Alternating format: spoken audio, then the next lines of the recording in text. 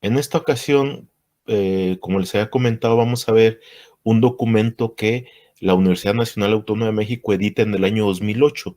En este documento, que se denomina Guía Mínima para la Elaboración de Planes de Desarrollo Institucional, nos da una serie de lineamientos a tomar en cuenta para la planeación dentro de las instituciones.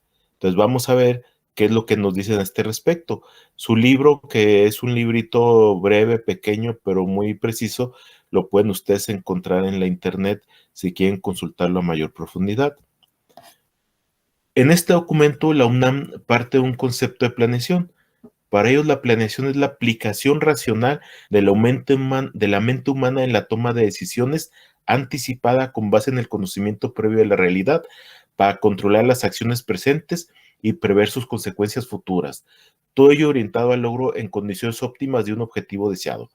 Ellos como organización, como institución, tienen un objetivo al fin de cuentas, y entonces todos sus esfuerzos de trabajo, de acción deben estar encaminados al logro de ese objetivo, y para eso ellos hacen la planeación. Y se fijan, aquí hay 4 elementos, dos más importantes, pues son 4 elementos que quiero destacar. Es una toma de decisiones anticipadas, o sea, cuando proyectamos nuestra acción a futuro, estamos decidiendo desde antes qué queremos hacer. Para decidir qué queremos hacer, tenemos que basarnos en el conocimiento previo de la realidad, o sea, cómo estamos en este momento, ¿sí? Eso nos va a ayudar a controlar lo que estamos haciendo en el momento presente, pero esto nos ayuda a pensar en un futuro y prever las consecuencias que se darían si actuamos de X o de Y manera. En ese sentido, ellos nos proponen una serie de etapas de este proceso de planeación institucional. La primera etapa es el diagnóstico. Sí, acuérdense que en su mismo concepto de planeación ellos decían que hay que partir de la realidad, sí, de la realidad inmediata. Entonces, en ese momento, lo importante es empezar con el diagnóstico. Y entonces, vamos a ver el diagnóstico, y el diagnóstico se concibe como el análisis de la situación en la que se encuentra la entidad, en este caso estamos hablando una institución, una organización o dependencia en un momento determinado respecto a sí misma y respecto de su entorno contexto. Sí, o sea, en este momento, viendo sus condiciones internas y externas, cómo está la institución, la organización. Y esto comprende dos dimensiones o dos tipos de información que tenemos que recolectar. La externa, que tiene que ver con el entorno, y la interna, que tiene que ver con la propia institución u organización. Vamos por partes. Entonces vamos primero a lo que sea el diagnóstico externo, o lo llaman ellos exploración del entorno, ¿va? El contexto, ¿va? Lo que nosotros llamamos. Y ellos dicen que por entorno se entiende el medio ambiente económico, político, social, educativo, cultural, científico y tecnológico en el que se encuentra inmersa la universidad y cada una de sus entidades y dependencias. Fíjense aquí cómo están tratando de plantear un análisis general sobre los diferentes aspectos del entorno, del contexto donde se desenvuelve la universidad. Por eso hablan de económico, hablan de político, hablan de social, hablan de educativo, cultural, científico y tecnológico. O sea, tratan de abarcar los diferentes ámbitos, ¿verdad? En que tenemos condiciones externas que pueden influir en las organizaciones. Ellos plantean que ese entorno lo pueden separar en un entorno internacional y un entorno nacional.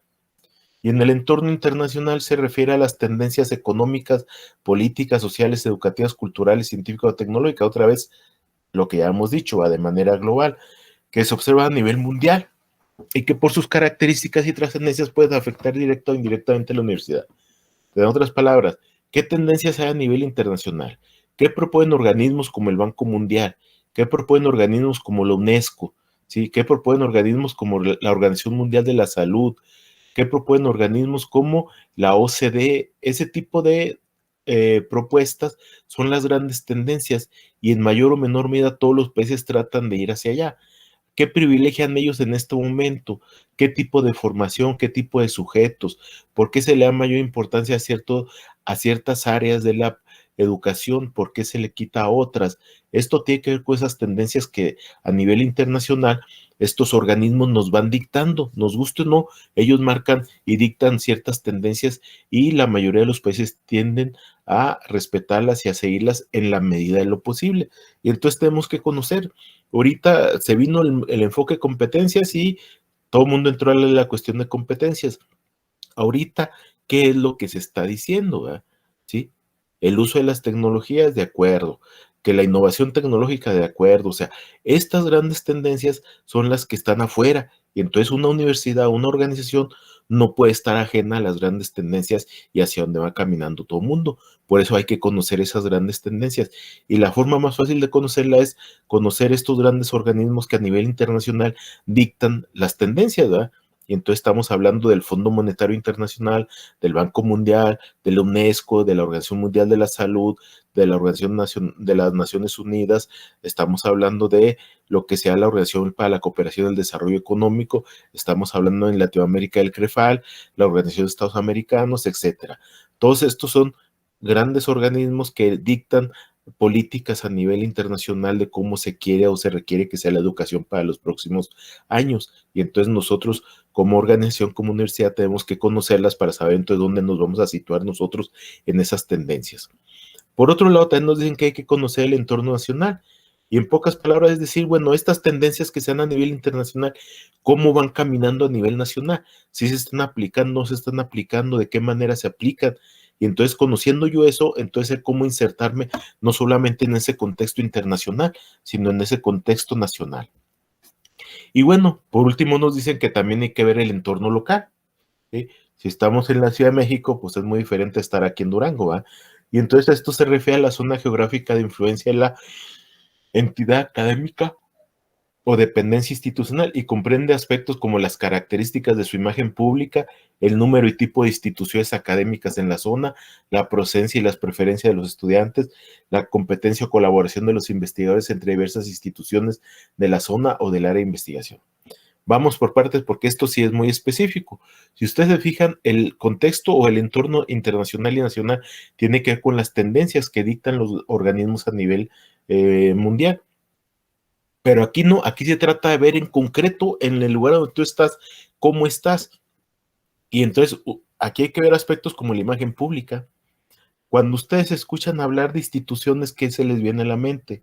Ustedes pueden escuchar hablar del CCH, de la Prepa Diurna, pueden escuchar hablar de la Universidad Juárez, del Estado de Durango, del Instituto Tecnológico, y quiera o no se ven una imagen de lo que ustedes piensan al respecto de eso. Hay una imagen pública, y entonces entre más dañada esté la imagen pública, peor para una institución. Entonces una institución debe de cuidar su imagen pública, debe tener una imagen institucional que proyectar y hay que conocer cómo estamos. Hay que ver con quién competimos dentro de la zona de influencia. O sea, en este caso, yo que abrí una nueva institución o yo como UPD quiero conocer qué está pasando aquí, con quién compito yo, qué están ofreciendo ellos, qué puedo ofrecer yo, ¿sí? Y obviamente los estudiantes que tenemos nosotros hasta este momento, ¿de dónde vienen? ¿Qué prefieren ellos? No es lo mismo tener estudiantes que su primera opción fue entrar a la Universidad Pedagógica de Durango, a estudiantes que ya hicieron el intento de entrar a la normal del Estado, a la normal de Aguilera, que no pudieron y que como última opción vienen a la Universidad Pedagógica de Durango. Hasta eso de las preferencias entre estudiantes hay que considerar a la hora de hacer una planeación. Sí, hay que ver la competencia o colaboración que hay a nivel de investigación. Los investigadores de nuestra institución se encuentran relacionados con otras instituciones o ellos están de manera endogámica, aislados, tratando de hacer lo que pueden dentro de su institución. Y yo le agregaría aquí que no lo dice el documento de manera explícita, también la cuestión de la cultura. Las instituciones al relacionarse con el medio ambiente, con el entorno, ¿sí? Como sistema abierto, también ellos proyectan lo que es la cultura y desarrollan los procesos culturales y también eso tendríamos que ver cómo se encuentra. Entonces, ¿qué es lo que se hace a nivel cultural en el Estado? ¿Qué hacen las diferentes instituciones? ¿Y qué podríamos hacer nosotros al respecto? Todo eso es reconocer lo que hay, ¿va?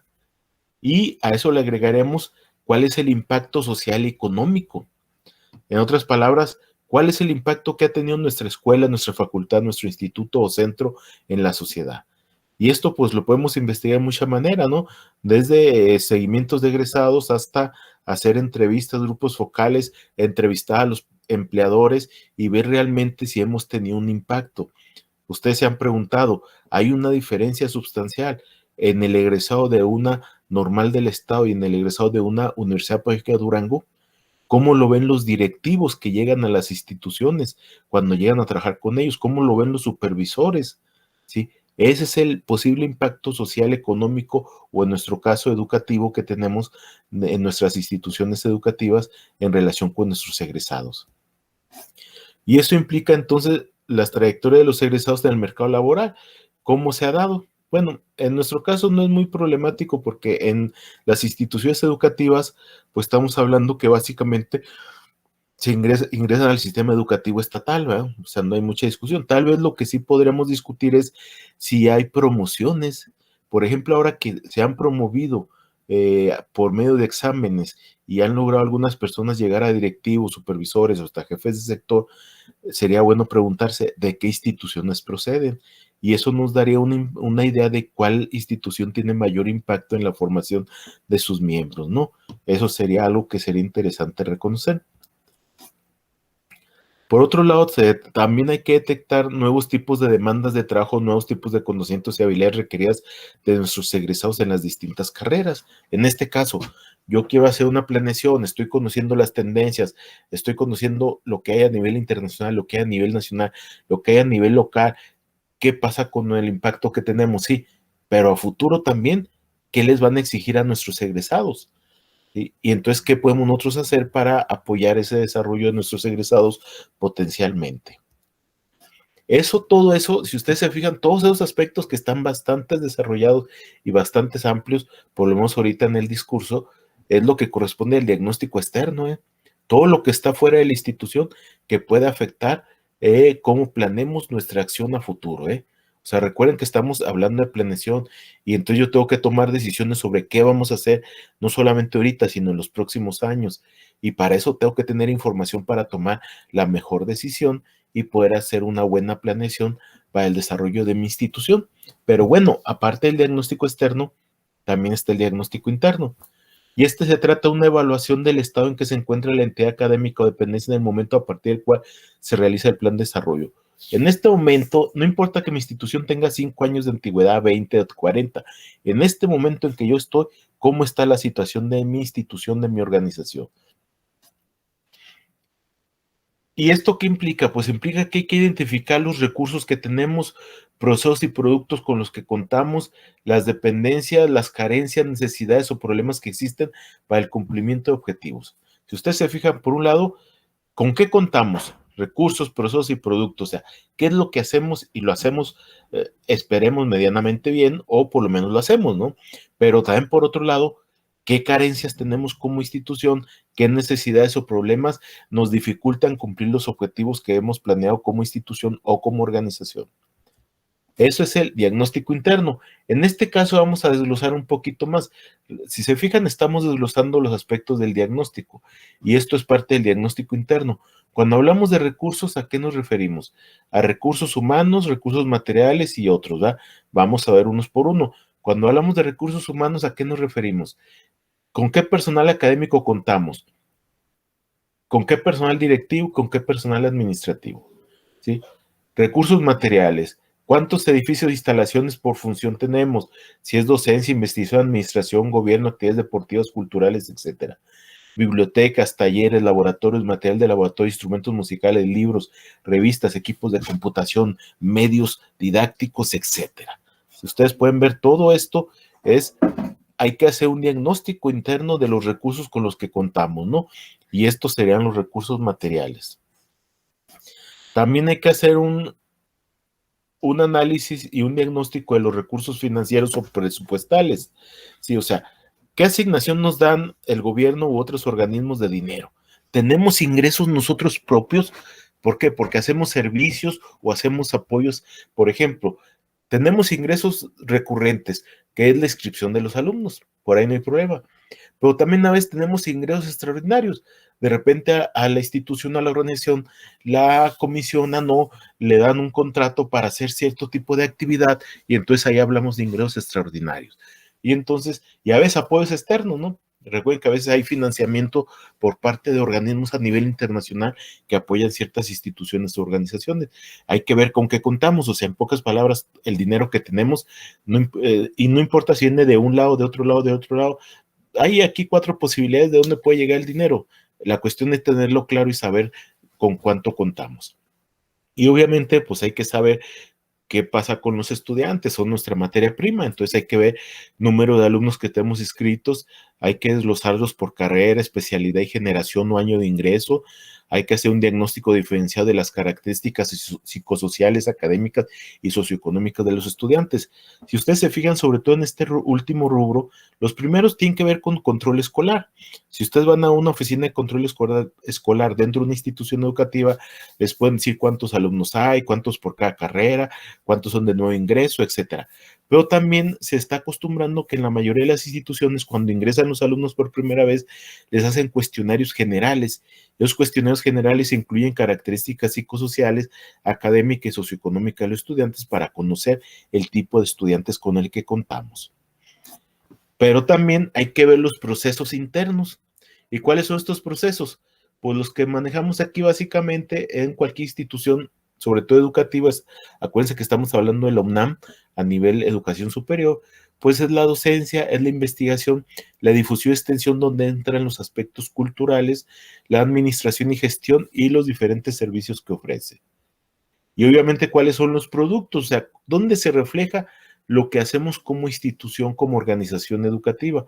Pues en nuestros alumnos egresados, cuántos titulados, cuántos graduados, qué tantas publicaciones científicas humanísticas tenemos, qué desarrollo y servicios tecnológicos hay, qué servicios culturales y editoriales hay, qué servicios administrativos internos hay, todo eso. Y todo eso que dijimos ahorita, junto con lo anterior, todo tiene que ver con el diagnóstico. Entonces, si ustedes se fijan, por eso cuando di ahorita el concepto de planeación, enfaticé el aspecto de conocer la realidad para poder tomar decisiones. Y entonces la UNAM se toma muy en serio esto de conocer la realidad y por eso nos hace todo lo que es el diagnóstico. Y ustedes se fijan, estamos hablando del diagnóstico externo e interno. Y en el externo estuvimos hablando de el contexto internacional, nacional, local, el impacto, y en lo interno estuvimos hablando de procesos, de recursos, ¿sí? Y todos los otros elementos que estuvimos discutiendo en este momento. Todo eso es el diagnóstico. Y nos gusta o no lo tenemos que hacer porque, acuérdense, ¿cómo vamos a determinar lo que queremos hacer? Pues conociendo qué hay a nivel entorno y a nivel interno, o bueno, para que no se oiga tan reiterativo o repetitivo, o que aparentemente parezca repetitivo, en otras palabras, el contexto y la institución. Entonces hay que conocer cómo está el contexto a nivel internacional, nacional, local, el impacto que hay de nuestros egresados, y hay que conocer internamente nuestros procesos, recursos y lo que tenemos de condiciones para poder operar. Conociendo todo eso, estamos en condiciones de poder definir y pasar a la segunda etapa del proceso. La segunda etapa del proceso tiene que ver con los objetivos y las metas. Los objetivos describen lo que la institución se propone lograr a mediano y largo plazo dentro de un periodo de administración. Es muy común y es casi recurrente que en las diversas instituciones educativas, sobre todo educación media superior, superior o instituciones particulares, cuando inicia una nueva administración empieza un ejercicio de planeación y entonces tiene que ponerse objetivos a lograr a mediano y largo plazo. Les recuerdo que a mediano plazo estamos hablando de alrededor de 3 años, ¿sí? Entonces a largo plazo sería entre 5 y 10 años. Entonces no vamos a ponernos objetivos a lograr en 3 meses, 4 meses, porque es un a corto plazo y estamos planeando como institución a mediano y largo plazo.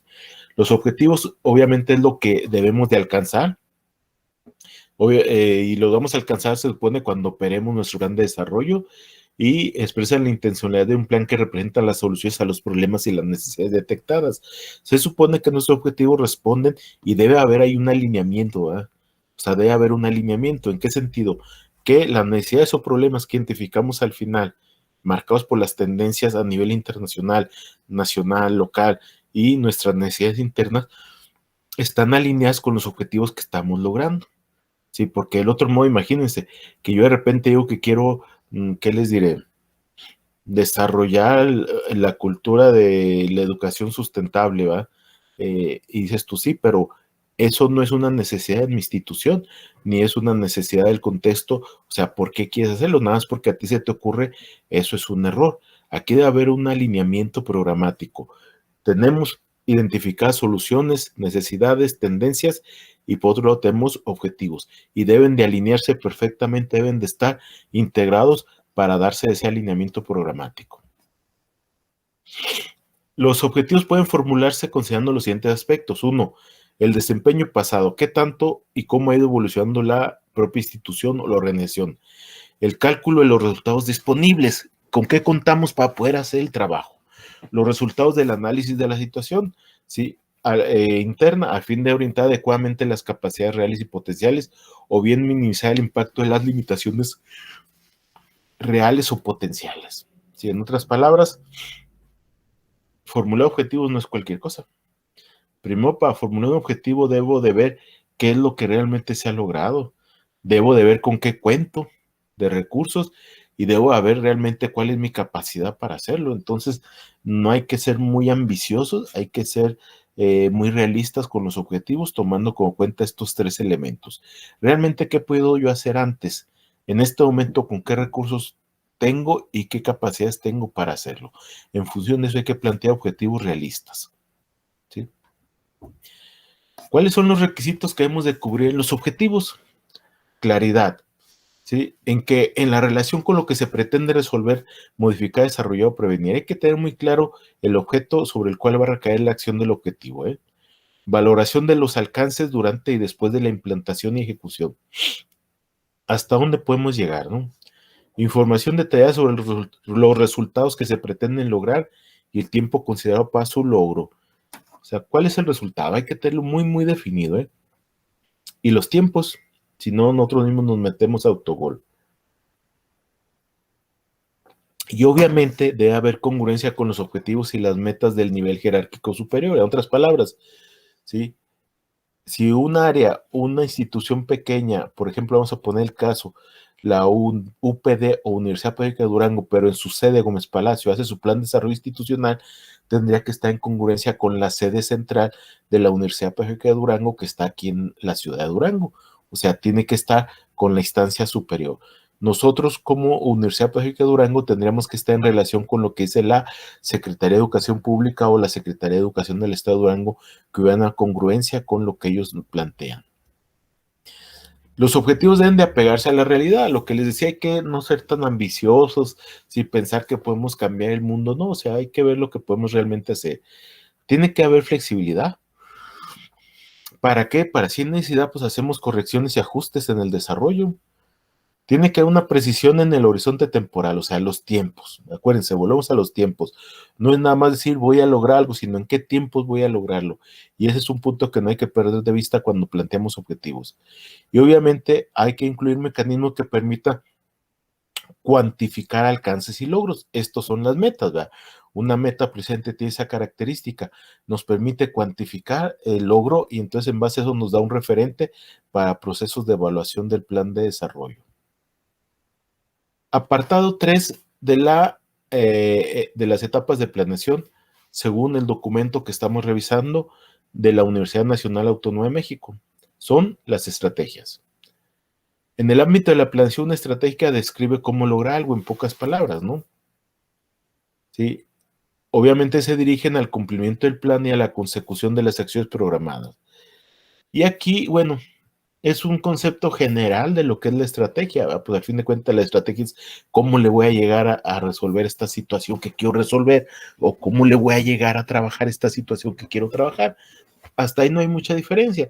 Un punto central que nos pone la UNAM y que quiero destacar porque no todos los documentos normativos o las guías nos dicen es que hay dos elementos o dos componentes que debemos tomar en cuenta, el político y el técnico, ¿eh?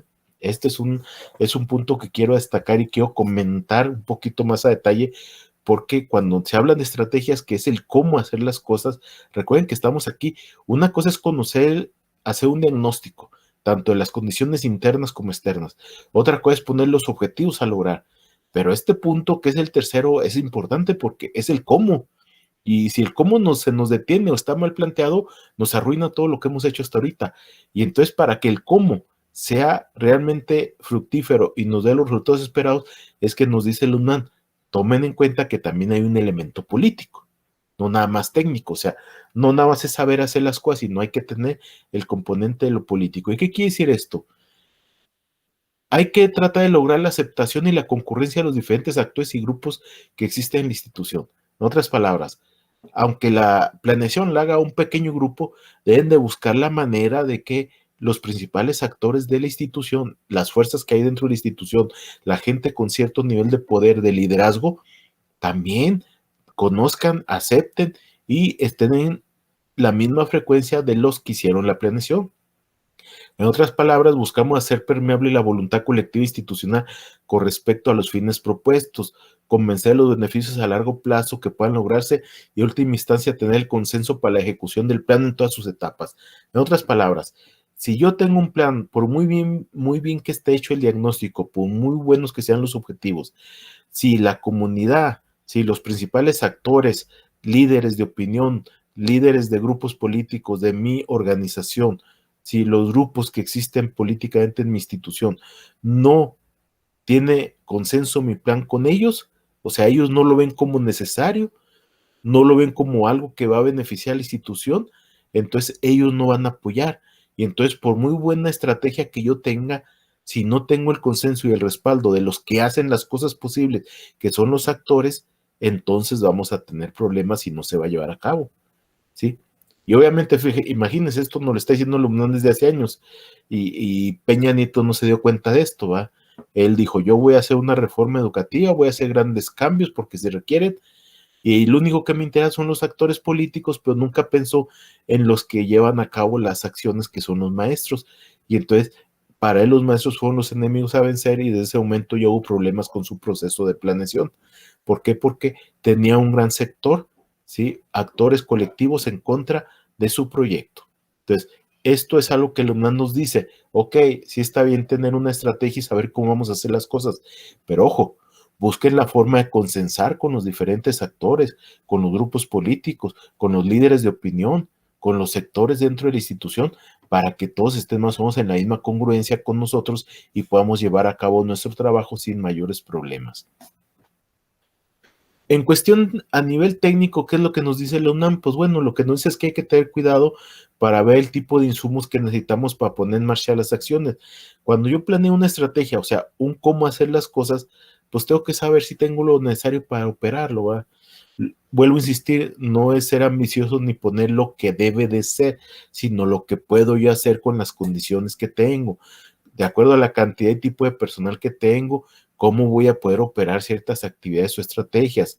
Si no es así como que yo voy a hacer todo, sí, pero espérate, para hacer todo necesitas recursos económicos, necesitas recursos humanos, necesitas recursos administrativos, o sea, necesitas una serie de recursos. Por lo tanto, a la hora de planear la estrategia, hay que tomar en cuenta con qué recursos contamos, qué insumos tenemos y en función de eso hacer unas estrategias que sean acorde a esas características, y eso es lo que hace que las estrategias también se vuelvan estrategias que son fáciles, no se vuelven demasiado ambiciosas fuera de la realidad. Y bueno, hay un componente.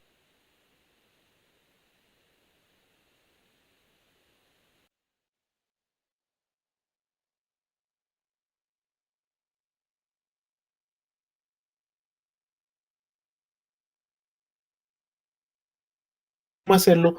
Puede operativamente concretarse en una serie de programas y proyectos de desarrollo institucional. En otras palabras, recuerdan, veíamos antes que la planeación organizacional puede ser de la institución, pero puede ser de un sector de la institución y puede ser hasta de un individuo. Entonces, cuando hablamos de programas y proyectos, a eso nos referimos. Entonces, una cosa es, en nuestro caso, la Universidad Pedagógica de Durango puede tener su plan de desarrollo institucional, pero luego está el área de investigación y posgrado que puede tener su programa ya más específico en términos operativos, y puede haber una maestría en educación básica dentro de ese programa que tenga su proyecto de desarrollo muy particular para trabajar y desarrollarse. Esta es la forma de manera operativa en que se concreta el plan de desarrollo institucional dentro de cualquier organización a nivel educativo. Y bueno, un programa significa en un sentido amplio un conjunto organizado, coherente e integrado de actividades, servicios o accesos, perdón, o procesos expresados en una serie de proyectos relacionados o coordinados entre sí que son de similar naturaleza. Para no perdernos, estamos hablando a nivel institución. A nivel institución es el plan de desarrollo institucional.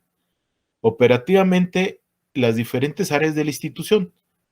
El caso de la Universidad Pedagógica de Durango, área de investigación, área de docencia, área de difusión y extensión universitaria, área de servicios y apoyos. Son 4 áreas. Esas áreas les corresponde a nivel operativo construir un programa y tener su programa de desarrollo institucional. Y entonces es ahí donde ellos van a integrar las diferentes actividades, servicios o procesos que son propios de esa área en particular. Ya no de toda la institución, ¿sí? Sino de su área en particular. Y obviamente estos son los componentes que tendría que tener un programa.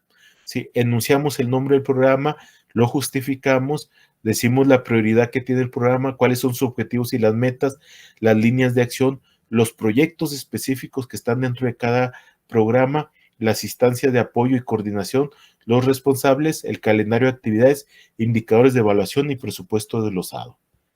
¿Sí? Pero bueno, vamos a de esto hasta el nivel de programas en términos operativos entraré dentro de la etapa 3, que son las estrategias. Pero hay una cuarta etapa que es ya más específica de la intervención específica. Es la etapa donde la intervención de manera específica se concreta.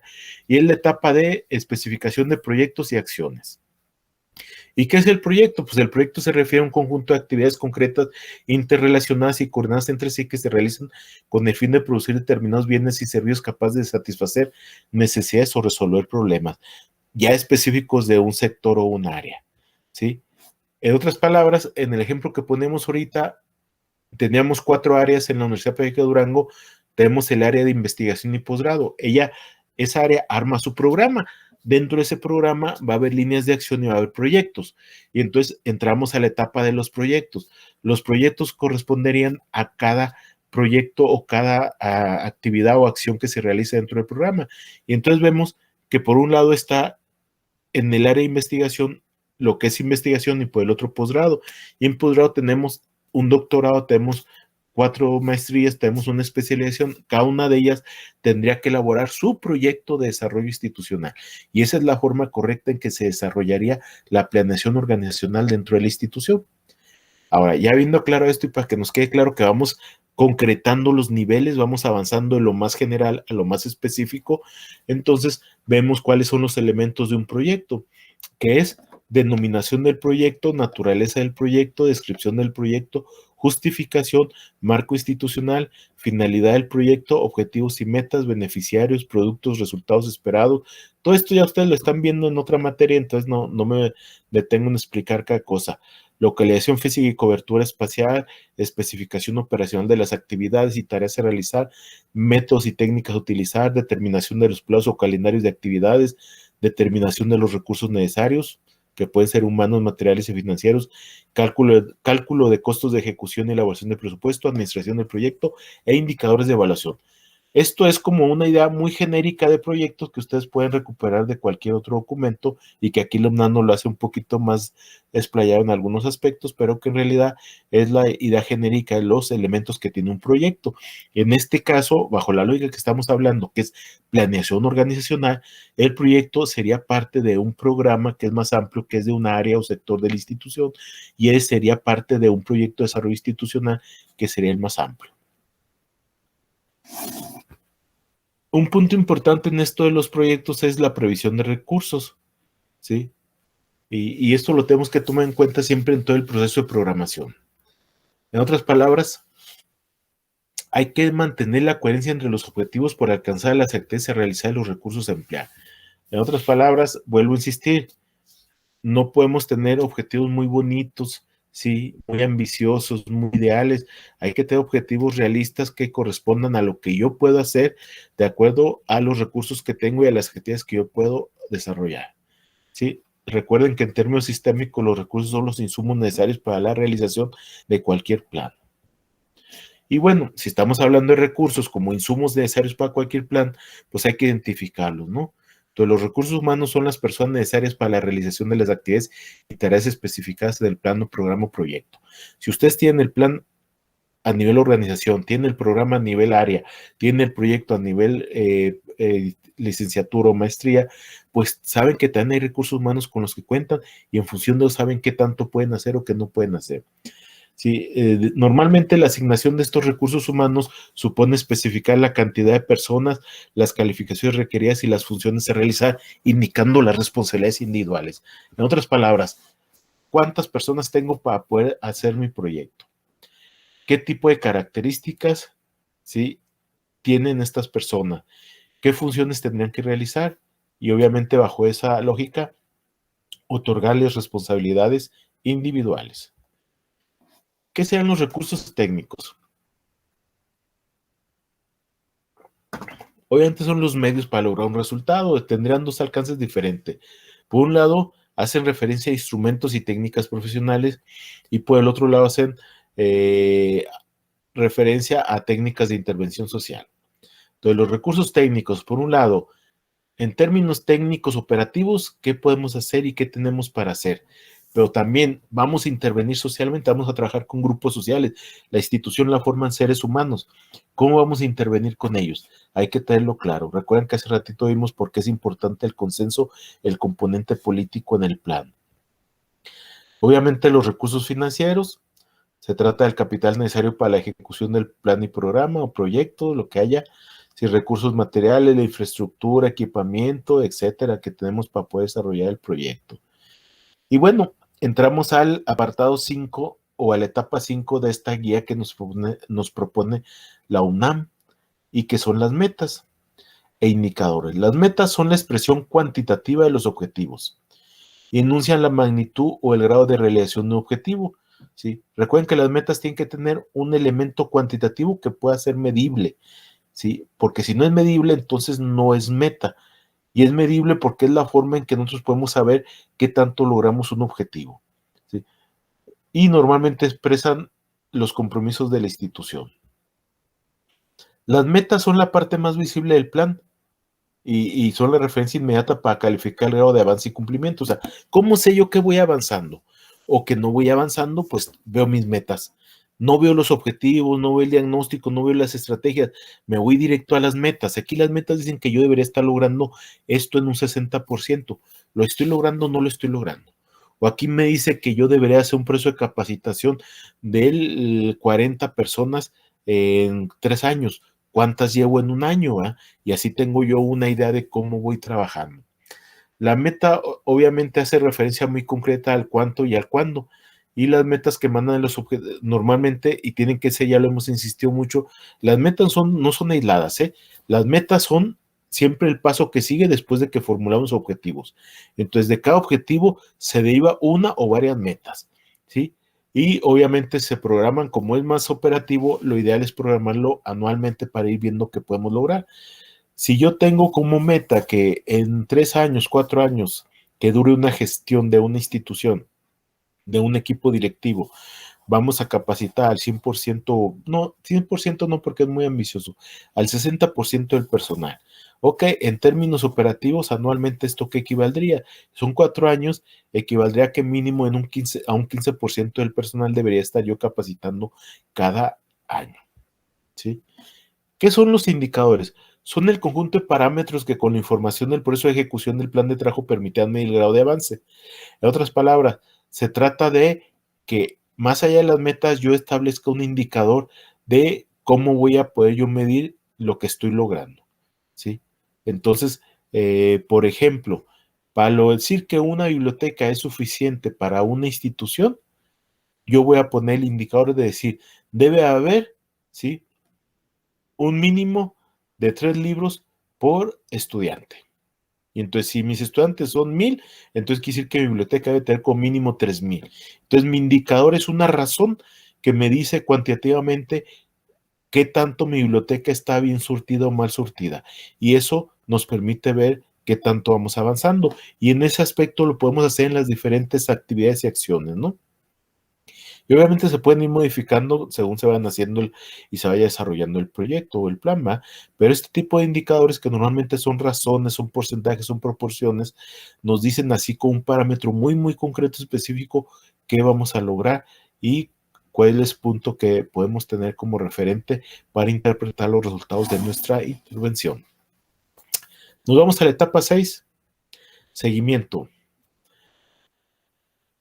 Ya tenemos los propósitos, objetivos, metas, indicadores, hasta responsables de la ejecución de cada parte.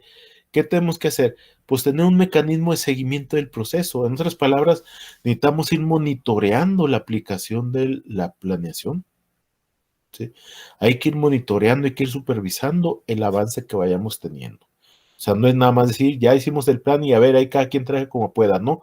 Debe haber un mecanismo que nos diga cómo vamos a monitorear, supervisar, vigilar el cumplimiento del plan.